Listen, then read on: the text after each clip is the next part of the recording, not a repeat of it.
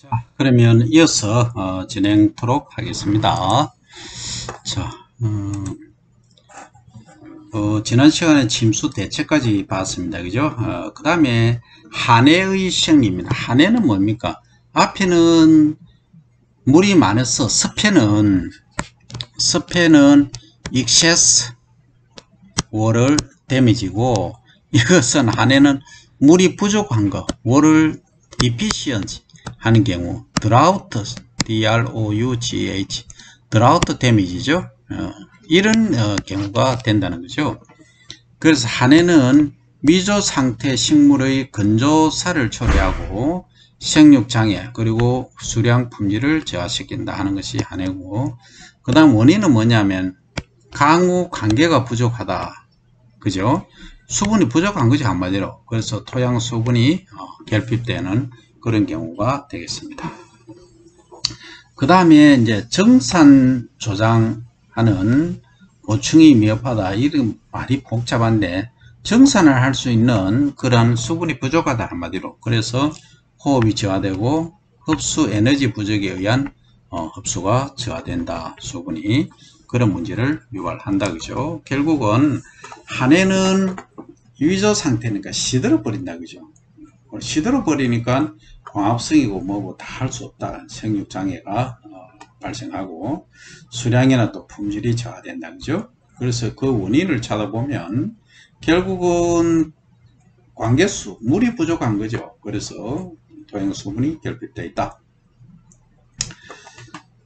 그러나 이게 이제 비에 의존하는 경우는 그렇지만, 강우에 의존하지만 요즘은 관계 시설이 잘 돼 있죠. 물관리 시설이 잘 돼 있기 때문에 한 3주 정도, 한 달 정도 비 안 와갖고는 큰 문제는 없습니다. 그러나 2016년 정도 경이죠. 그때는 정말 심각했죠. 거의 한 달 반, 두 달 동안 비가 안 와서 전국이 난리였습니다. 그 정도로 막 논에 이양을 못했어요. 모를 못한 게 심했죠. 그때 상당히 이제 각광을 받는 게, 과연 물을 적게 주고 물 없이도 벼 재배가 가능한 농법이 뭐냐, 이런 것들이 진행이 되곤 했었죠. 그 다음에 정산을 조장하는 보충이 이제 미흡하다, 호흡저하, 이런 얘기를 했었고, 자, 그러면 한해 소위 한발 드랍 데미지가 발생하면은 드라이 상태에서 데드된다, 죽는다는 거죠. 결국은 세포 원행질의 기계적 인력에 의한 파열이 된다, 그죠? 그죠?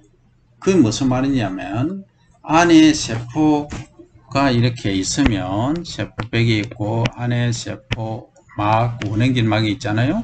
이게 파괴가 돼 쭈글쭈글해지다가 이 상태에 한번 보세요. 세포백은 그대로 고정이 되어 있잖아. 셀 월은 픽스다, 거의. 그런데 이 안에 세포막하고 원행질막이 완전히 분리가 일어나 버리죠. 수분이 없으니까. 그죠? 그래서 세포의 제 형태를 못 갖추고 이게 지금 파열이 일어난다. 그래서 효소 평행이 이제 교란이 일어나죠. 그럼 결국은 이게 갇힌다, 되도록. 그 다음에 그러면 작물 자체적으로 내근성, 건조한데 견디는 resistance to the drought damage, 이것은 어떻게 차이가 나느냐 하는 것을 한번 보자는 거죠. 그러면 내근성이 강한 작물, 요거를 하기 전에 우리 잘 한번 보세요. 잘 보면 식물이 있다. 여러분 상상을 해보세요. 키가 크고 잎이 넓적넓적하고 이런 애들은 수분이 부족하면 어떻게 했어요? 평소에 수분을 많이 소비를 하잖아요. 소위 요수량이 크죠. 이런 애들은 바로 피해가 온다, 그죠? 하지만 키가 작고 그 다음에 잎이 작고 잎이 단단하고 이런 애들은 어때요? 수분이 좀 부족해도 딱 움츠리 듭니다. 움츠리 들어서 여기에 견디낸다, 이 말이죠. 그렇게 하면 되겠다. 자, 그래서 형태적으로 보면 표면적이나 체적의 비가 작고 전체적으로 키가 작으며 왜소하며 드왈프하며 립이 스몰 해야 된다. 그죠? 그 다음 뿌리가 깊고 지상부에 비해 근군 발달이 좋은 경우, 뿌리가 쭉 이렇게 많이 나 위에 보다는 뿌리가 아주 이렇게 잘 발달된 경우, 그 다음에 잎 조직이 침울하고 연맥과 울타리 조직이 발달하고 표피에 각피가 잘 발달되어 있으며 기공이 작고 그 다음에 수효가 많은 거, 수가 많은 거, 기공이 요렇게 있으면 기공이 사이즈가 이따만한 경우가 있어요. 이따만하면 어때요? 뭐 이게 한번 오픈되면은 뭐 수분하고 뭐 출입이 아주 크죠. 이미 작은 거 이렇게 크리지만 이거 아주 뭐 보이지도 않죠. 이 정도로 작고 수요가 많은 경우. 그 다음 저수 능력이 크고 다육화의 경향이 있는 거. 저수라는 것은 이 잎에 물을 저장한다는 얘기죠. 이 말은 결국은 요거하고 기공하고도 관계되어 있지만, 다육이 한번 보세요. 다육이 선인장류 이런 애들은 요렇게 뭉뚝하잖아요. 근데 이걸 가시 같은 거 껍질을 다 벗겨내면 안에 뭐 물이 수분이 꽉 차 있잖아요. 그죠? 알로에도 마찬가지죠. 그런 식으로 코팅된 것처럼 있는 경우에는 이게 수분이 부족해도 견디는 힘이 강하다. 자체에 수분을 함유를 많이 하고 있다는 거죠. 그 다음에 기동세포, 아까 요 했잖아요. 그죠? 기동세포가 발달해 탈수되면 잎이 말려서 표면적이 축소된다. 이 말은 이 기동세포가 잘 발달된 것은 요거는 기공이 열고 닫고 하는 거잖아요. 근데 얘가 만약에 수분이 부족하면 딱 막고 싹 움츠려든 몸집을 이만했던 것을 평소에 요만큼 줄여버려요. 그러면 표 면적 자체가 적죠.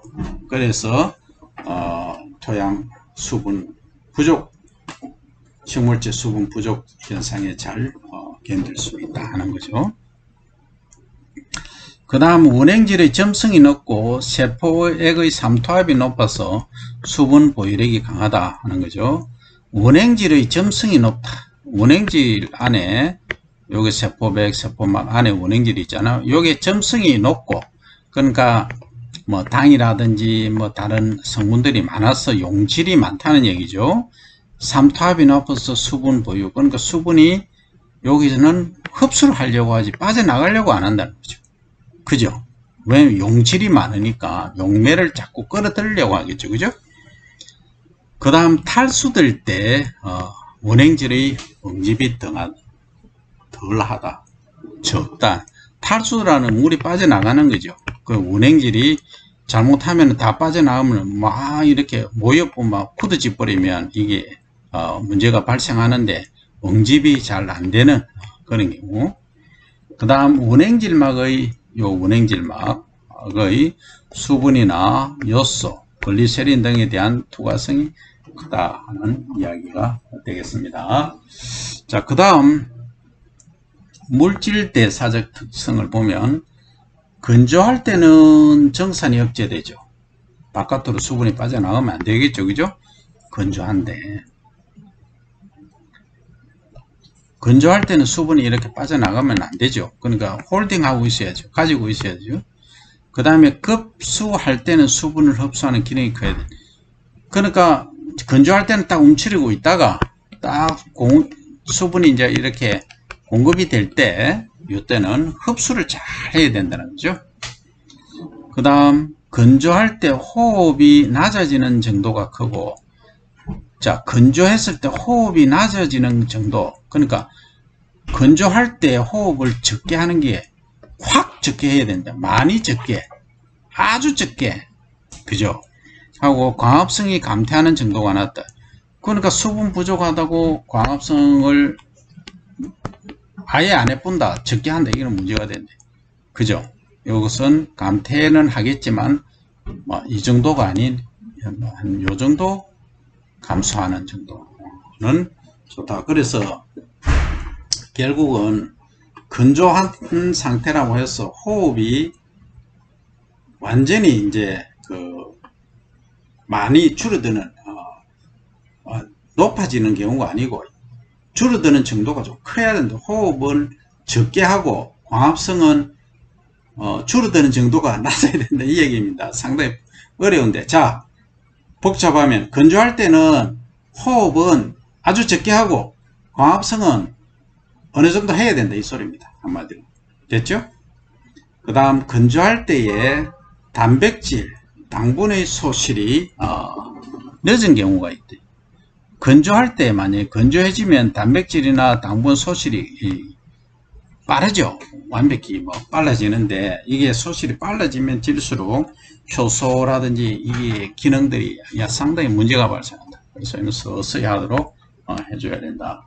이렇게 이해를 하시면 되겠습니다. 자, 그 다음에 한의에 있어서 그러면 이 근본적인 대책이 뭐냐?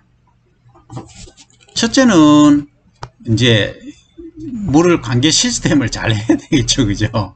그리고 수분이 잘 공급될 수 있도록 하는 게 근본적인 대책입니다. 그렇지 못하는 경우 의외의 경우가 나타나죠, 그죠? 살다 보면 이럴 때는 대체적으로 내근성이 강한 작물, 그러니까 건조, 드라우트에 리지스턴스 하는 크롭들을 컬티베이션을 재배하라, 그죠? 이것은 이제 수수, 화분과하고 수수, 이 벽과는 거의 잎이 이렇게 되어 있잖아요. 엽신 딥 브레이드가. 이것은 한 발에 강하다 말이죠. 수수도 그렇고. 그 다음에 두류 중에 콩, 의외죠. 콩은 요거는 꼭 기억을 해야 됩니다. 그 다음에 서류, 고구마, 그죠? 고구마가 의외로 또 그렇더라. 참 희한하죠. 고구마가 잎이 넓적하잖아요. 넓은데 고구마 여러분들 콩 잎을 자세히 보면 아주 치밀합니다. 조직이 두껍고. 그래서 이 수분이 부족한데도 잘 견딘다. 이렇게 이해를 하시면 되겠다. 그죠? 그 다음 토양 수분의 보유력이 증대되고 증발을 억제하는 그 방법이 있어야 되겠다. 그래서 토양 입단의 조성, 그리고 드라이 파밍, 건조 상태로 파밍 하는 그런 경우는 빗물을 지하에 저장하고 모관 상승을 조장하라. 그러니까 빗물이 내리면 저 밑에 이렇게 페네트레이션 돼서 없어지거나 공중으로 증발돼서 날아가지 않도록 지하에 저장해라는 거죠. 그 다음에 모관 상승, 소위 모세관수라고 얘기를 하죠. 이 모세관수가 잘 이동되도록 작물이 잘 흡수하도록 하면은 결국은 토양 수분의 보유력이 커지는 경우죠. 그러면 이것은 예를 들어서 사질토, 모래땅인 경우하고 식양토인 경우에 비교해 보면 사질토는 물이 잘 빠지죠. 물을 홀딩할 수 있는 커패시티가 약하다 이 말이죠. 그런데 양토나 식양토는 어때요? 수분을 잘 홀딩할 수 있다, 그죠? 예, 그래서 크레이룸 소일이 워를 홀딩 커패시티가 하이죠, 높다 이 말. 하지만 샌디 소일은 워를 홀딩 커패시티가 로우다. 이렇게 이해를 하시면 됩니다. 그 다음에 피복과 중경제초, 피복은 덮어주는 거죠. 덮어주니까 비닐이라든지 부직포 이런 것들로 덮어주니까 수분이 위로 못 날아가죠. 그러면은 이게 어느 정도 증발을 억제할 수 있다, 그죠? 탭이 피부가 하는 경우도 있고. 그 다음 증발 억제제를 살포하는데 그 OED라고 유액, 그러니까 기름액이죠. 기름액을 코팅을 해보는 거죠. 잎에다가 이렇게. 그러면 증발이 방지된다, 그죠?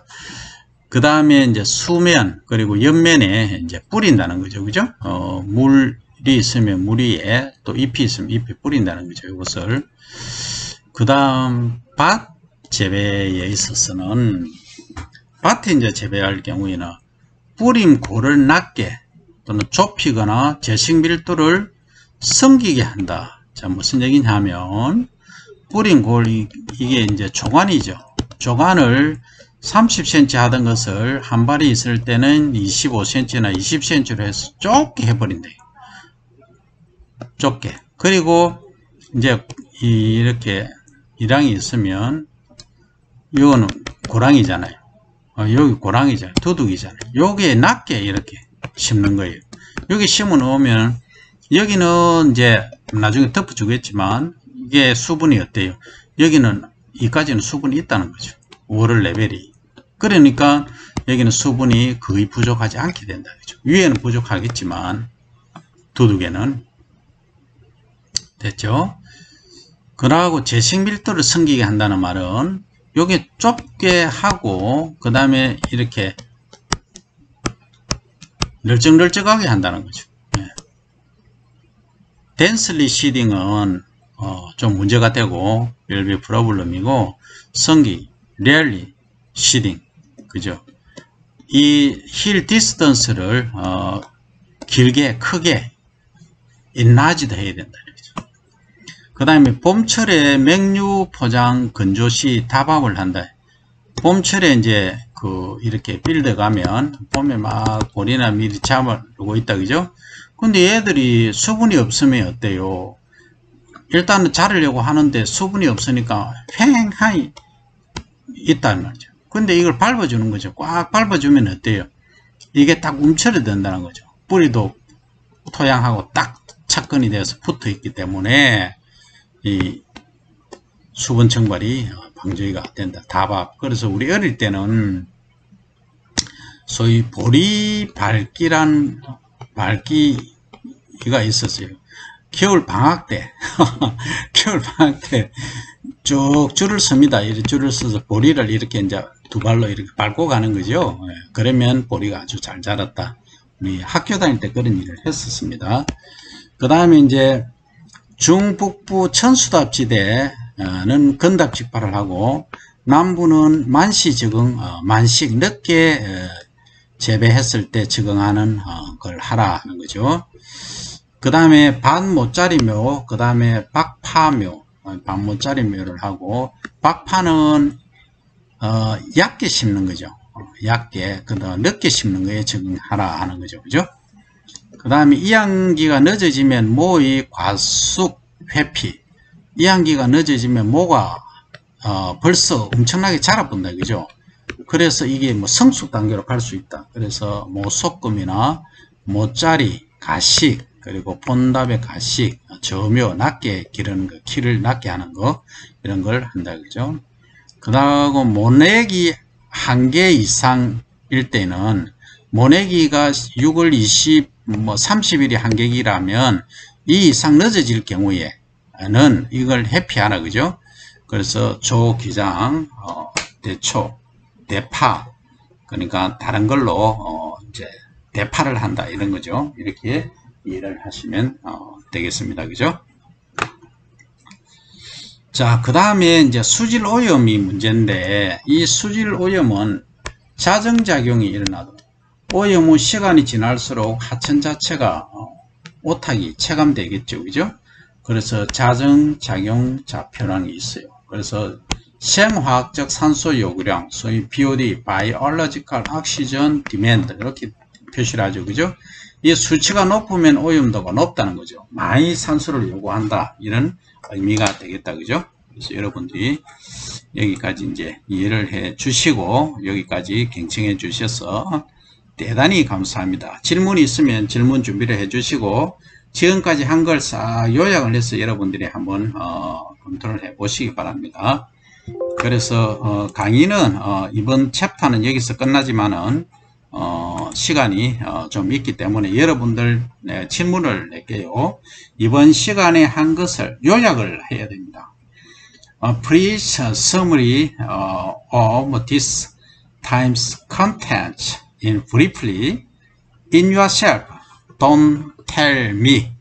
In yourself. Right, please. The first one is excess water condition. The second one is drought damage. 그러니까 과습 조건하고 그 다음에 수분 부족 조건 이 두 가지를 나누어서 여러분들이 검토를 꼭 하십사 하는 그래서 지금 2분을 드릴 테니까 검토를 하기 바랍니다.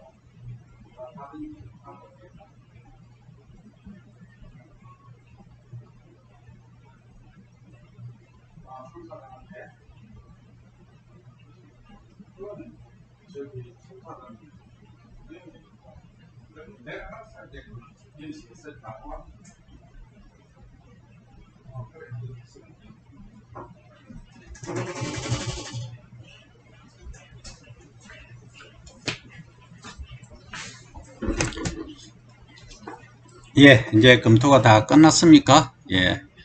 그러면 이제 우리가 같이 한번 서무리를 해보면, 서편은 물이 많아서 발생하는 피해, 그리고 한발은 수분이 부족한 경우다, 그죠? 그래서 we can summarize like this: two cases. The first one is the excess water condition. Excess water condition means submerged mostly, or in high water content in the soil. At that case, we have to drain out. Drain is the most important, 그죠? 그 다음, in the second case, drought damage. Drought damage means that the low water content. In this case, we have to supply water. 수분을 공급해 줘야 되죠? Or we have to do offset or cultivate drought resistance crops, like that water needed content is low crops like soybean, except or rice related crops, barley, wheat, rye, like that. 그래서 이런 우리가 생각지도 못했던 그런 경우가 발생을 한다는 거죠. 그래서 여러분들이 이 학문을 하면서 과연 우리가 한발이 있었을 때, 섭해가 있었을 때 두 가지 초이스를 두고 표를 한번 만들어서 쭉 한번 생각을 해보면 어떤 길을 가야 되겠다, 어떻게 해야 되겠다, 생리적으로 어떤 문제가 발생한다, 여러 가지들이 있었잖아요. 그래서 이게 끝나더라도 한번 요약을 한 번 더 해보시기 바랍니다. 그래서 이번 시간은 여기서 마치고 see you next time.